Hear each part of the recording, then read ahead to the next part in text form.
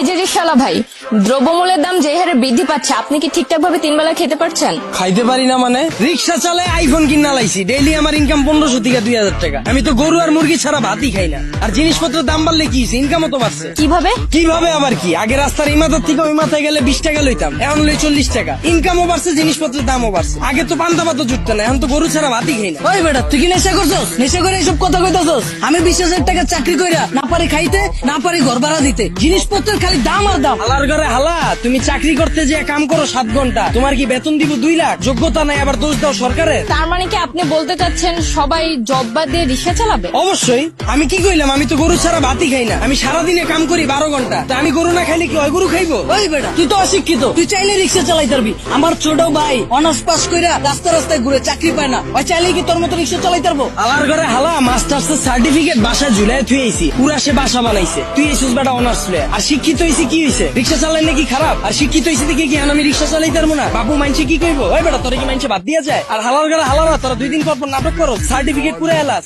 Honours masters pass করছো টাল্টিবেল্টি করে, চাকরি পাবি কইতে? যারা পাওয়ার হেরা পায়, এরা নিজেরা ওইভাবে তৈরি করে। তোরা 10 লাখ বেকার ঘুরো স্কিল লিগা, সরকারের দোষ দা স্কিল লিগা। তোরা যখন বুঝছস যে তগরে দিয়া পড়ালে হইব না, করতে গেছিস কে জোর করে? ও বুঝছি, সার্টিফিকেটের লেগা না? বিয়ার সময় যেন কইতে পারো যে আমি গ্রাজুয়েট, আমি ইঞ্জিনিয়ার, আমি শিক্ষিত। বন্ডামি বাদ দিয়া তোর বাইরে রিক্সা লয়ে বেরিতে। তার মানে আপনি কি বলতে চাচ্ছেন, আপনি নিজেও অনার্স মাস্টার্স কমপ্লিট করছেন, কিন্তু নিজেকে ওইভাবে তৈরি করতে পারেননি, যার কারণে আপনার জব হয়নি? হ্যাঁ অবশ্যই, মিছা কথা কমুকে। আমি নিজের ওইভাবে তৈরি করিনি, আমি জবও পাইনি, আমি রিক্সা চালাই না শুরু করছি। আর এই যে 10 লাখ বেকার ঘুরতেছে, একটাও কি বুকে হাত দিয়ে কইতে পারবো নিজে সর্বোচ্চ চেষ্টা করছে? আর এই যে 10 লাখ বেকার ঘুরতেছে, একটা বুকে হাত দিয়ে কইতে পারবো নিজে করে ওইভাবে তৈরি করছে, নিজে করে সর্বোচ্চ চেষ্টাটা করছে, তাও চাকরি পায় নাই? সারা রাত খেলছে কার্ড, সারাদিন গার্লফ্রেন্ডের সময় দিছে, ওরা চাকরি পাইবো কইতে? যারা পাওয়ার হেরা পায়। আর গ্রাজুয়েশন কমপ্লিট করছিস ভালো কথা, বইয়ের ব্যবসা কর, উদ্যোক্তা হ, ঝুঁকি ল, 1000 মানুষের লেগে রাস্তা খোল, এসব বন্ডামি বাদ দে। কিন্তু বাংলাদেশের মতো এরকম গরিব দেশে দ্রব্যমূল্যের দাম বাড়াটা কি স্বাভাবিক? ভাই খারাপ। এই দেশ গরিব দেশ কেটা কইছে আপনাদের? এই দেশে 150,000 কোটি টাকার সিগারেটই বিক্রি হয়। বিশ্বের ভিতরে 5 নাম্বার বিড়িখোর বাংলাদেশ।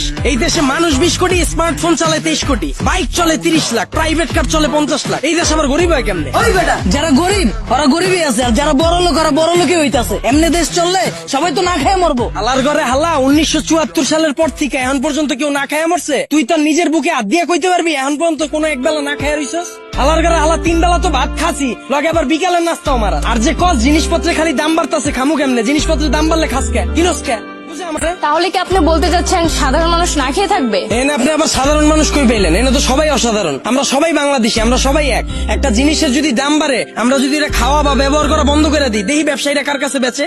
যখনই আমরা খবর পাই কালকে থেকে পেঁয়াজের কেজি 20 টাকা বেড়ে যাবো, ওই দিনে যাই আমরা দোকানে ভিড় করে লাই। তো দোকানদাররা তো আমরা বুঝেই দিতাছি পেঁয়াজের কেজি 20 টাকা হোক আর 2 লাখ টাকা হোক, আমরা কিনা খামুই। যেটা মার্কেটে চাহিদা বেশি থাকবে ওটার দাম তো বাড়বেই। আমরা যদি সিদ্ধান্ত লই আমরা খামু না, ব্যবসায়ীরা বেচবো কার কাছে? আর পৃথিবীর যখন জন্ম হয়েছিল তখন কি এত খাওয়ান দাওয়া ছিল? তখন কি এত বার্গার ছিল, পিজা ছিল? তখন কি মুরগির কালাবুনা ছিল? কে মানুষ শাক পাতা খায় বাচ্চা রইছে না? আর সরকারের দোষ দিয়া লাভ কি? আমরা জনগণ নিজেরাই তো চুতিয়া। একটা জিনিসের দাম বাড়লে আমরা ফ্রিজ ভরা শুরু করে দিই, ফ্রিজ ভরা বন্ধ করলে এমনি সবকিছু ঠিক হয়ে যায়।